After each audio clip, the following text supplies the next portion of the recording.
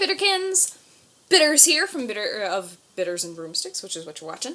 I wanted to do a video about my cards. I had mentioned this before, and I mentioned that I didn't have a straight-up tarot deck. So I'm going to talk to you a little bit about the cards that I use and sort of my journey with those cards, because I came into card reading from a sort of weird angle. So let's go on a road trip, okay? When I was a kid, my mom has always been a little spooky.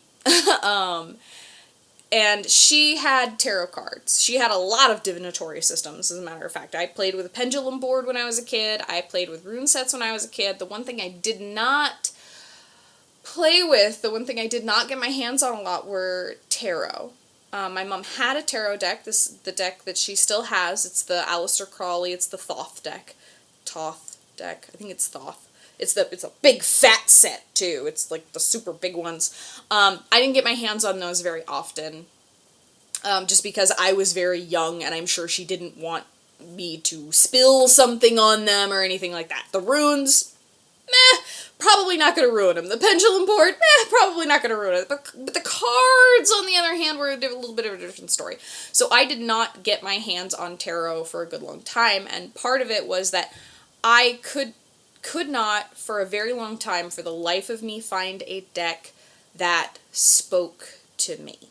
So I'm going to go through the decks that I own, and I'm going to show you, lastly, the decks that I use the most. And primarily I have two that I use the most. One is a relatively recent purchase, and the other one I have had for years. But I want you to go on this journey with me for some of the decks that I own. One of the first one, I have a kind of a repeat of two different decks. This is the Harrow deck. I'm going to have to make a confession, guys. I'm a giant D&D nerd, okay? And through D&D is how I found my divinatory card system. And I'm going to explain it to you, so just bear with me, okay? This is the Harrow deck from Pathfinder. This is a relatively recent-ish addition to cards now, or not cards, but it's their own divinatory system that's based on the cards, that's somewhat based on the cards that I use. And these are fictional. They're based in a fictional world. But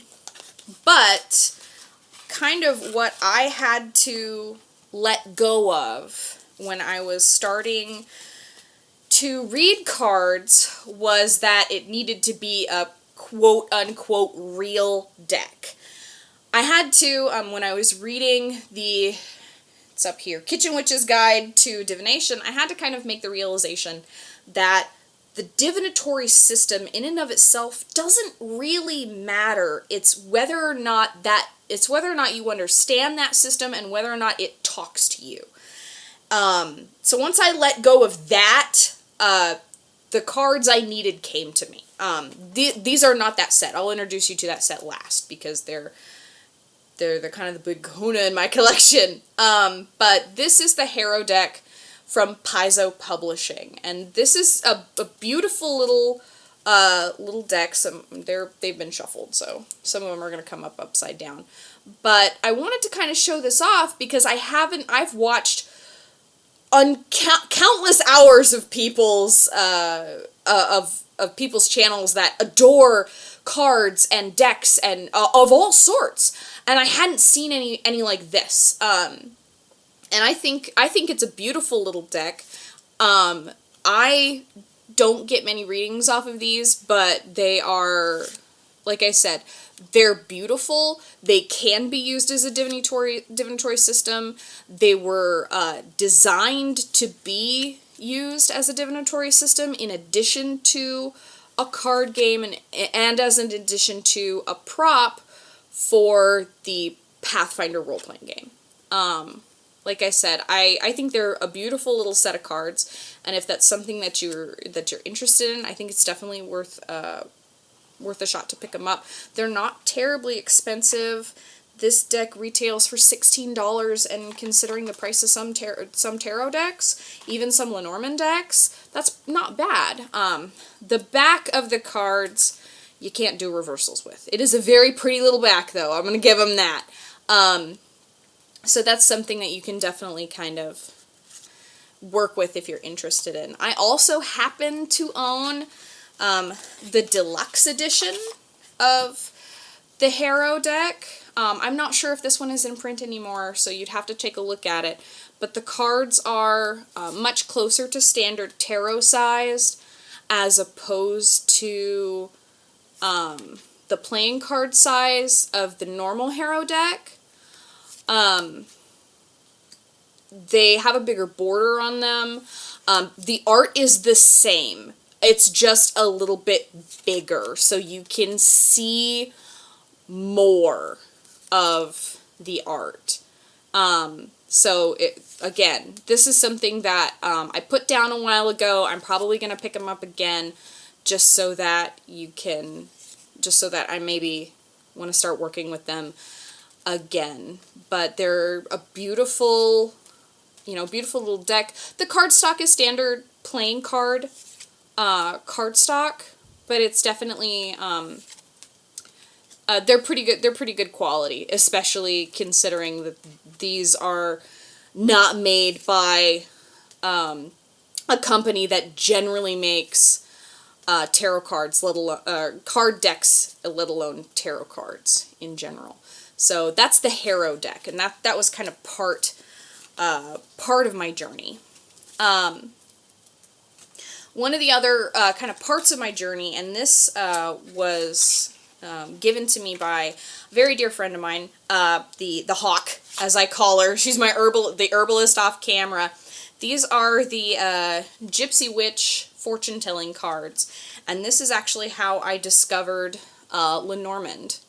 And this little deck right here actually sort of put me on a path to investigate Lenormand style decks and playing card decks and all that good stuff, because this is a Lenormand style deck, and it's actually a very good teaching tool because it has the card suit as well as the picture as well as the meaning right there on it. So if you are interested in playing cards or reading playing cards as tarot cards, this is a good little teaching tool if you want to start learning yourself. And these decks are prolific and cheap. They are easy to find. The Gypsy Witch fortune-telling decks, I have seen them in just random gift shops. I've seen them in occult stores. They're online. They're under $10 easy. Like, they're usually going to be about $6-7. But they're beautiful little cards, and they're a great teaching tool, especially if you're interested in playing cards or Lenormand style decks. The next deck that I'm going to talk to you about, again, like I said, I'm a giant D&D nerd, and that led me to the card deck that I use primarily. These are from the Ravenloft box set. These cards were made specifically for a particular Dungeons and Dragons setting. It was a gothic horror setting. And these were made for that. And they were not necessarily intended to be a divinatory system.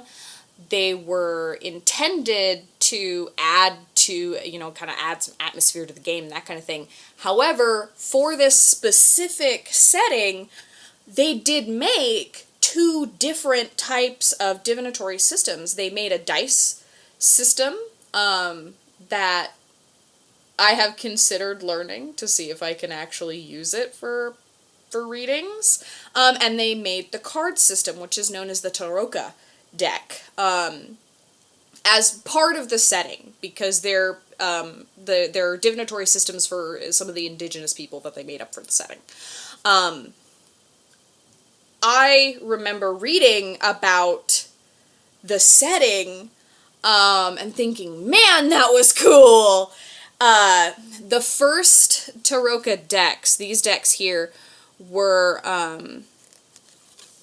included in a couple of the different, I'm going to move this closer and make it not upside down, were included in the red box, and they were included in, it was a black box that was all spells and Forbidden Lore, that's what it is. They were in the Forbidden Lore box set.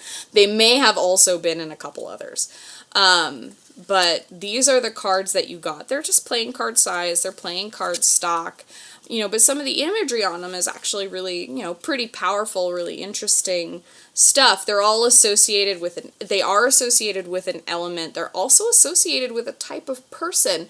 You have rogues, clerics, fighters, and mages. So you have rogues being sort of thieves, and thieves and people involved with money and that kind of thing, and then you have clerics who are divine healers, and then you have fighters who are fighty types, and then you have mages, which are magical individuals. So that's something that I bring into my readings if someone is trying to tell me something, if my cards are trying to tell me something about a person, and it's a rogue, that's someone who deals with business matters, deals with money, is maybe a corrupt person, but not always. So yeah, so these are some of the cards that I used, and it took me a long time to actually find one of these sets. I ended up having to, a friend of mine actually bought me a Forbidden Lore box set that was actually complete and had the cards in it. These decks of cards are much easier to find than the deck I'm about to show you, even though I bought the deck I'm about to show you first for me. When it was not rare, and when it was not $400 on eBay or Amazon, if you can find a copy. My Taroka deck, I actually used to carry around with me in my purse. I didn't go anywhere without it. It likes to move around, it likes to meet people, and I'm gonna show it off a little bit. So this deck is actually very, very special to me. So I'm going to show you some of the art from it, and it's kind of one of my favorite things. I don't carry it with me anymore because, like I said, to be able to replace this deck would be so far out of my budget that I wouldn't even be able to deal with it. So I keep it tucked away in a cigar box, in a bigger copper box in my apartment, for fear that the sprinklers ever go off and ruin my card deck. But this is the Taroka deck. The artist is a guy named Talon. You can find him on DeviantArt, amazingly enough, and he has some of the art from this deck still for sale. And the only way that we're ever going to get reprints of this bad boy is if Wizards of the Coast decides to do it. And that's pretty, probably not going to happen unless they re-release the setting, which is maybe not going to happen. But anyway, I'm going to show you the card deck. You don't really care about the D&D stuff, I'm sure. So we have, the suits are glyphs. It's glyphs, coins, swords, and stars. Glyphs, coins, stars, and swords. There are major arcana in here and minor arcana. These cards are, they're very, very sturdy. This is some beefy, pretty beefy card stock. They're essentially the sepia tone. Oh, and the light's changing outside. They're a sepia tone with black on them. They have some little bitty bits of color, usually up in the corner with the symbol. And only very, very occasionally in the card it self.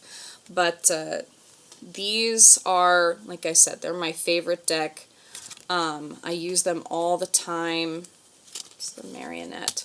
The major arcana are very different than your regular tarot deck. Very, very, very different. It's the Charlatan. Funny story with the Charlatan. There was a guy that I dated for a minute, and he asked me to do a reading for him. I said I don't really read for other people, and I don't. Especially this deck does not like to read for other people, unless it wants to read for you. It usually only reads for me. It likes to meet people, but it doesn't necessarily want to read for them. But I said I'll pull a card for you, and I pulled the Charlatan. And he actually ended up kind of doing me wrong, which I should have known. He pulled the Charlatan. So I really adore the art in this deck. Please pardon my turning the cards around. I didn't prepare the deck like I should have. But I love the imagery in here. There is a good, even male to female split in the imagery, and I'm going to see if I can pull some of the more of the major arcana for you, because they're really some of my favorite cards in the deck. The Hangman is one of my favorites because he is super androgynous. Like, you are not sure if that is a lady hangman or a man hangman. But instead of like the Empress or anything like that, we have the Innocent. It's got a boob hanging out. As well as the Temptress, who amazingly does not have anything really showing.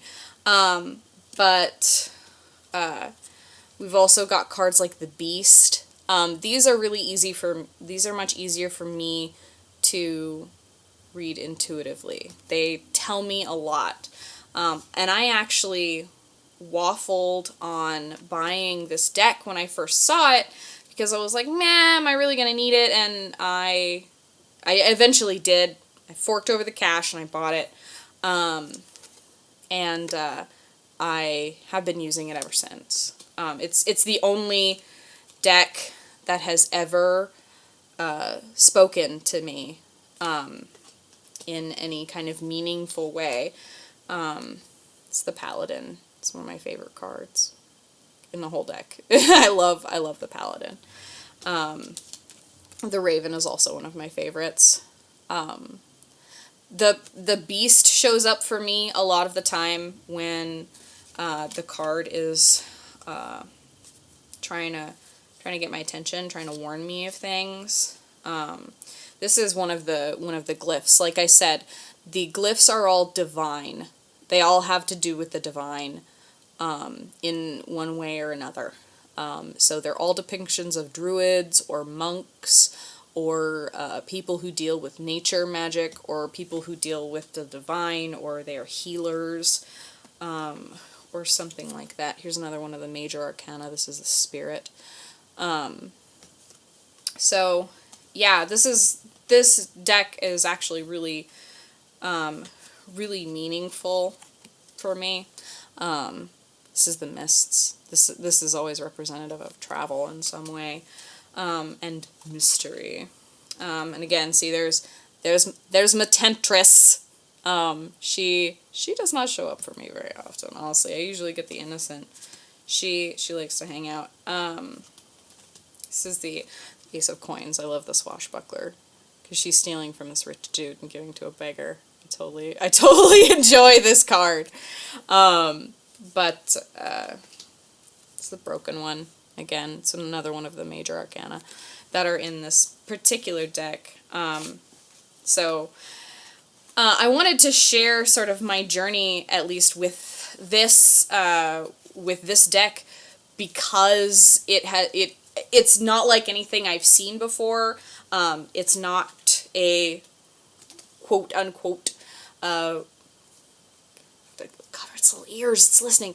Real tarot deck, but like I said, the divinatory system really doesn't matter so long as you understand it, and I understand these. They talk to me. I have gotten very accurate readings with these for myself.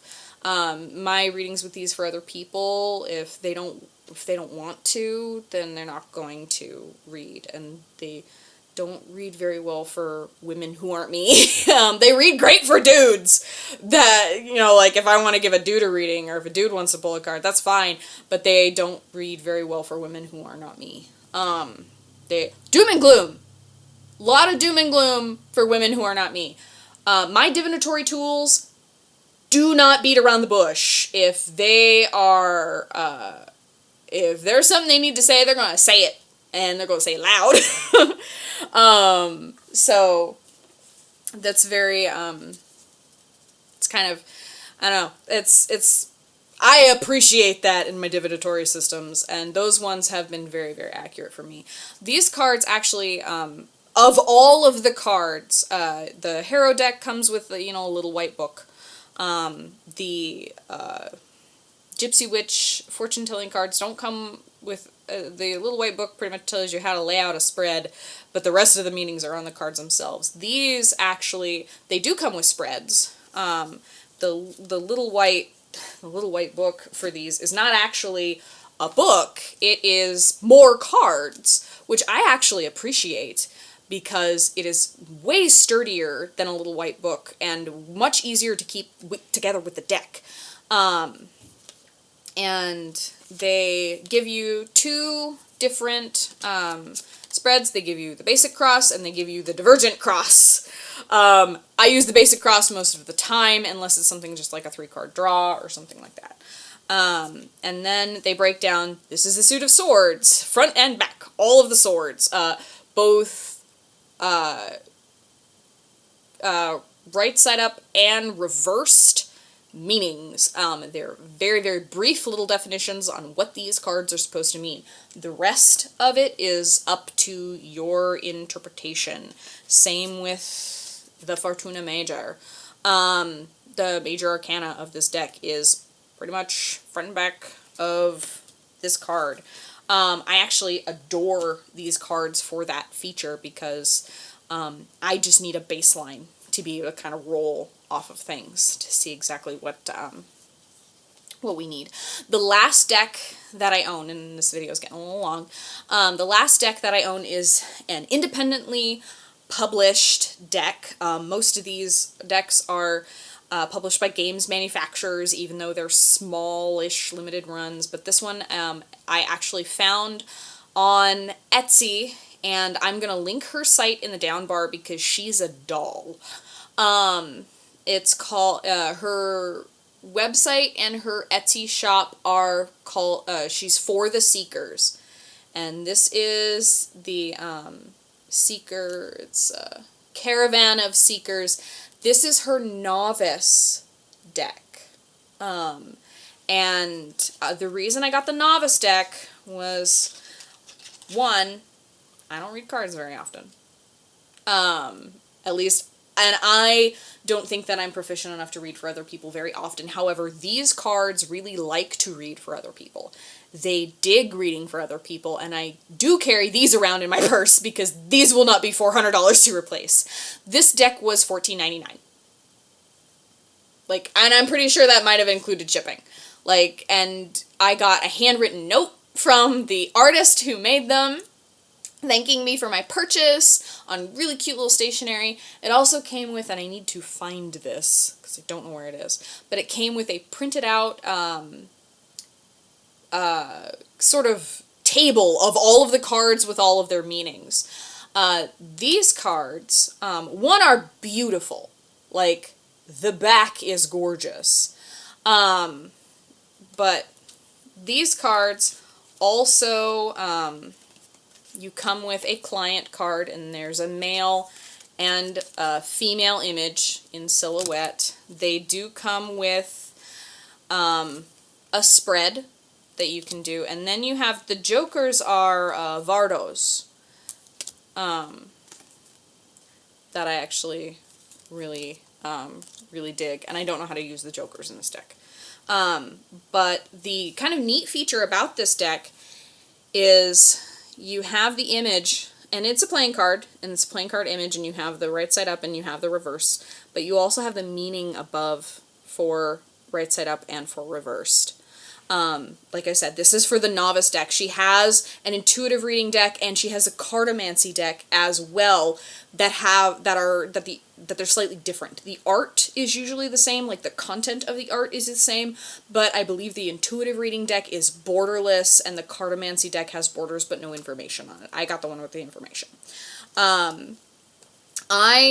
First of all, I love the art in this deck. I think all of the face cards look rather like rock stars. Like, for some reason, they all look like rock stars to me. And he'll probably show up because almost every single time I play with this deck, the Jack of Hearts pops up. But the pip cards, the regular pip cards, have the dual meaning, and the art changes on the reverse. So no matter what way you pull the card, you do get right side up art. And I think that the art is lovely. I think the way she uses space is lovely. I think the way she uses negative space is beautiful, because she does use a lot of negative space. In these cards, you can read a lot from the images alone, but I happen to have the meanings on mine, which is helpful to me because I'm still learning, especially with playing cards. But this is another really good one here, the 9 clubs. 9 spades, not clubs. I'm a little dyslexic, guys. But the aces also depict what essentially the kind of tarot card would be. Hearts are cups. The swords in here are usually depicted as knives. We've got the Queen of Spades here with her big old wicked knife. And the diamonds are pentacles. If you can see, the Queen has the pentacle in her hand. They are really, like I said, it's a beautiful little deck that I actually really enjoy, and I'm just kind of looking through to see if I can find the... Oh, there he is. He didn't show up real quick. He was hiding. That's the Jack of Hearts. He's my favorite. He looks like a blonde Jim Morrison to me. Like, he looks like a blonde version of the lead singer of The Doors. He's my favorite. Look at that. Look at him. Isn't he gorgeous? But this, again, this deck, I hadn't seen anything like it. And when I bought it, again, I waffled. I went back and forth about it, and I could not, and this had never happened to me with a card deck before, aside from the Taroka deck, I could not stop thinking about it. Like, I thought about it for weeks. And eventually I ordered it, and I was so pleased. Like, they came to me, and they were a buzzy little deck. They were juicy. In the package. Like, they were like, we are here! We are supposed to be yours!